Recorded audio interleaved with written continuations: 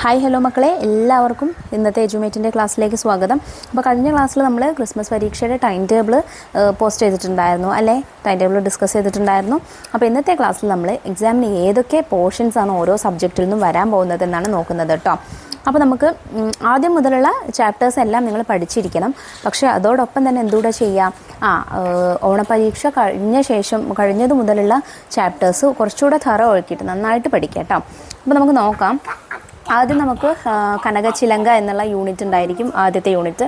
അതിൽ നമുക്കുള്ള പാഠങ്ങൾ കാക്കിരി പൂക്കിരി, വാമൊഴിച്ചന്തം, പഴഞ്ചൊൽ പെരുമ, ആനെ മണ്ണാറക്കണ്ണനും, ഒളിച്ചുകളി, മാനത്തെ കാഴ്ചകൾ, താളവും മേളവും, നിറങ്ങളുടെ നൃത്തം, പടയുടെ കെടുതി. ഇത്രയും പാഠങ്ങൾ വായിച്ചിരിക്കണം. പിന്നെ അടുത്തത് രണ്ടാമത്തെ യൂണിറ്റ് ഉണ്ടായിരിക്കും കനകച്ചിലങ്ക.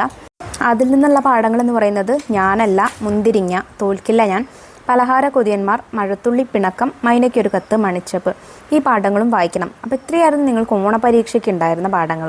ഇതൊക്കെ വായിച്ചിരിക്കണം. ഇനി ശരിക്ക് പഠിക്കേണ്ട പാഠങ്ങൾ അടുത്ത 2 യൂണിറ്റുകളാണ്. യൂണിറ്റ് 3 മനുഷ്യൻ്റെ കൈകൾ. അതിലുള്ള പാഠങ്ങൾ കുഞ്ഞനുറുമ്പും കുട്ടികളും, തൊഴിലും ഭാഷയും, പിന്നെ തടിപിടി, അതുപോലെ കുതിര കെട്ടിക്കളി. ഈ പാഠങ്ങളിലുള്ള പ്രവർത്തനങ്ങളെല്ലാം ചെയ്തു നോക്കുക. പിന്നെ 4ാമത്തെ യൂണിറ്റായ അപ്പൂപ്പൻ താടി. അതിലുള്ള പാഠങ്ങളോ പയ്യെ പയ്യെ, വേഴാമ്പൽ, വേനൽ, മഴ, മഴയോട് മഴ, ഭൂമിക്ക് ചന്തമേകുന്നവർ, കാഴ്ചകൾ കാണാൻ പോകുന്നവർ. അതിലുള്ള പ്രവർത്തനങ്ങളെല്ലാം ചെയ്തു നോക്കുക. ഇനി അടുത്തതായിട്ട് ഇംഗ്ലീഷിലുള്ള ചാപ്റ്റേഴ്സ് നോക്കാം. യൂണിറ്റ് 1ഉം 2ഉം നമുക്ക് ഓണം പരീക്ഷയ്ക്ക് കഴിഞ്ഞതായിരുന്നു. യൂണിറ്റ് 1 ടെൻഡർ ടച്ചും, യൂണിറ്റ് 2 ഫെസ്റ്റീവ് ഫണ്ണും.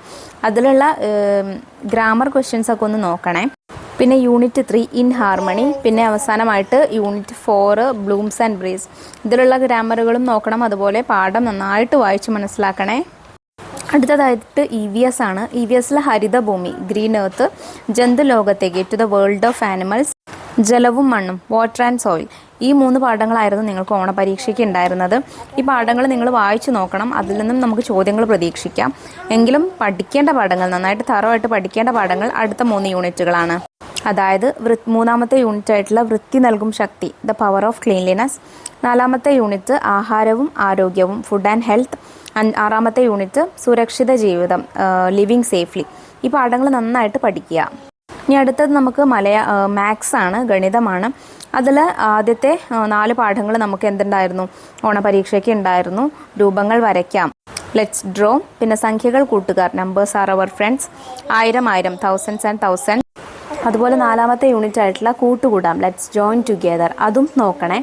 പിന്നെ 5ാമത്തെ യൂണിറ്റ് തൊട്ടാണ് നമുക്ക് ക്രിസ്മസ് പരീക്ഷയ്ക്ക് കൂടുതൽ ചോദ്യങ്ങൾ പ്രതീക്ഷിക്കാവുന്നത്. അളന്നു കുറിക്കാം, ലെറ്റ്സ് മെഷർ. കൂട്ടിക്കൂട്ടി 6ാമത്തെ യൂണിറ്റ് ആയിട്ടുള്ള കൂട്ടിക്കൂട്ടി, ആഡിങ് ആൻഡ് ആഡിങ് അഗെയിൻ.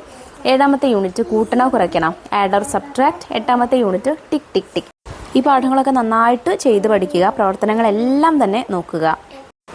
ഇത്രയും പാഠങ്ങളാണ് നിങ്ങൾക്ക് ഈ ക്രിസ്മസ് പരീക്ഷയ്ക്ക് പ്രതീക്ഷിക്കാവുന്ന പാഠങ്ങൾ.